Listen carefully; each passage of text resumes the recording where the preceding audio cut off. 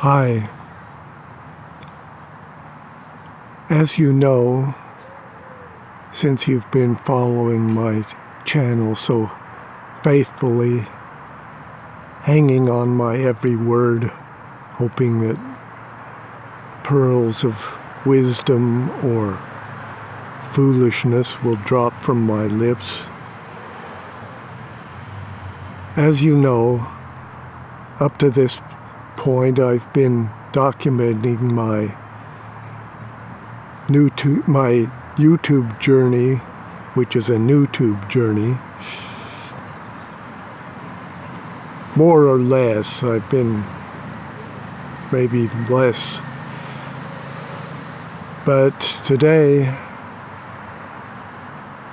I'm not going to do that. I'm going to do something else, a little rant. I hope I can control myself enough that it doesn't turn into raving. Anyway, I'm going to do a little rant, so if that's not the kind of thing that interests you, you can move on to the next video.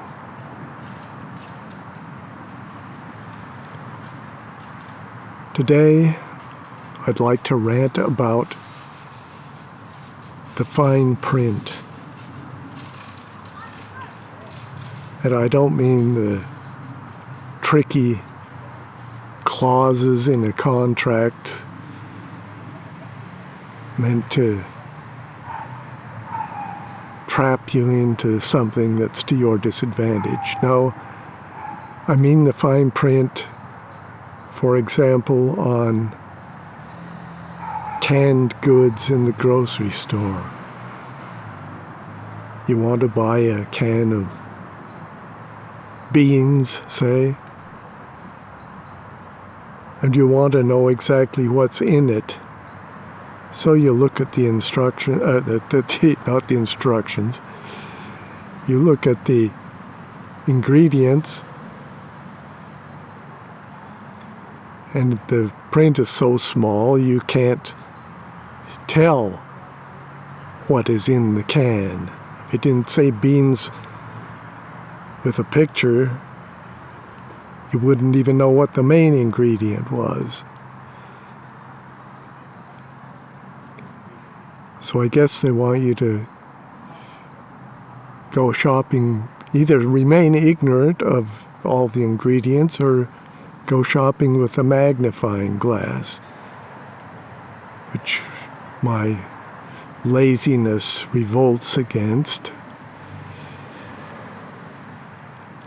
I can understand, like on a can of sardines, say, if there might not be enough space on the side or on the sides to print the ingredients in a large typeface, but they could either do it on the bottom of the can. Come to think of it, some do that too, and it hasn't made the print any bigger, or on the top. But when you've got a gigantic can of something, and I mean can of soup or beans or whatever, should be enough space to print the ingredients so large that you can at least read them. This is the case also for like cosmetics, and then there's garments. You want to see what the material is or what the washing instructions are, but the print on the tag is so small you can't tell. Or in some cases they've got 4 or 5 tags, like a little flip book, and you have to search to find the one with the material on it, and also the one with the washing instructions.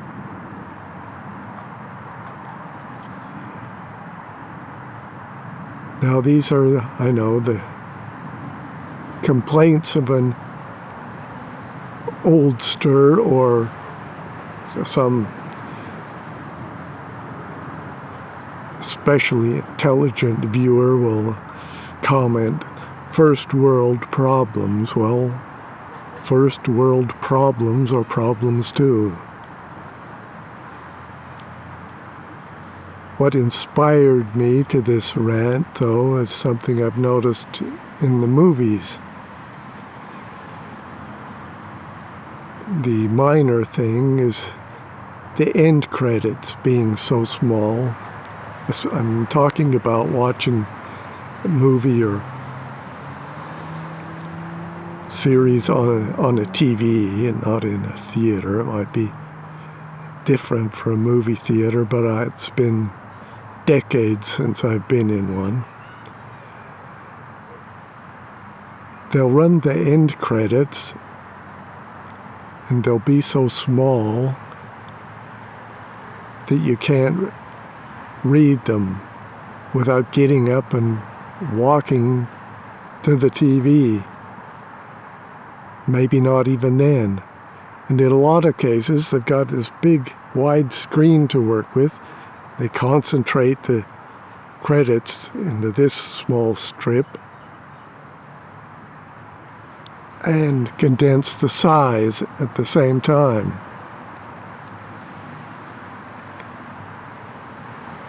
They could widen them out and use a larger print. I mean, are they trying to save black space or something? Okay, I watch the end credits sometimes. I know some people turn off the minute the end credits start unless they're watching a superhero movie and want to see a sneak peek that might appear after some of the credits have run. But sometimes I like to watch the credits and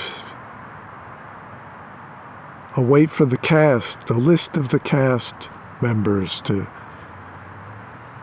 scroll past, but it's so small you can't read it, so you end up having to resort to the internet to find out who was in it or who composed the music. Things like music and director often run at the start of the movie, and if they run at the end, they're usually in a larger print than third assistant to the dolly grip or something like that. But what annoys me even more is that in a lot of movies now, people will get text messages and the camera will show the cell phone, but at a distance so far away that you can't read the text message. And some will do this repeatedly. There are certain wise filmmakers who have overcome this difficulty by placing an extra box on the screen with a larger text containing the text message that's in a legible print. But many expect you to read it off the cell phone screen, which is impossible. And if I'm sitting or half lying on the couch watching the movie, I don't want to keep jumping up and running to the screen to find out what the text message was. There's no guarantee you can read it even then. I have a suspicion that some movies are placed in the past so that the director or the scriptwriter doesn't have to deal with cell phones. Sometimes I might even put it so far in the past that there's not even any telephones. You have telegraph messages that a messenger brings to your door, or just handwritten notes that messengers are running around with. Another solution to the text message problem for me would be if they had the character read the message in his mind. That is, read aloud what he's reading on the phone. Just like in some movies, somebody will get a letter and a voiceover will read it out loud so that we don't have to try to read the letter.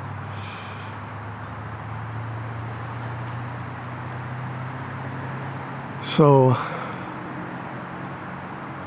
think I've come to the end of this rant, and I do congratulate myself for not having broken into full-blown raving. And I guess that's it.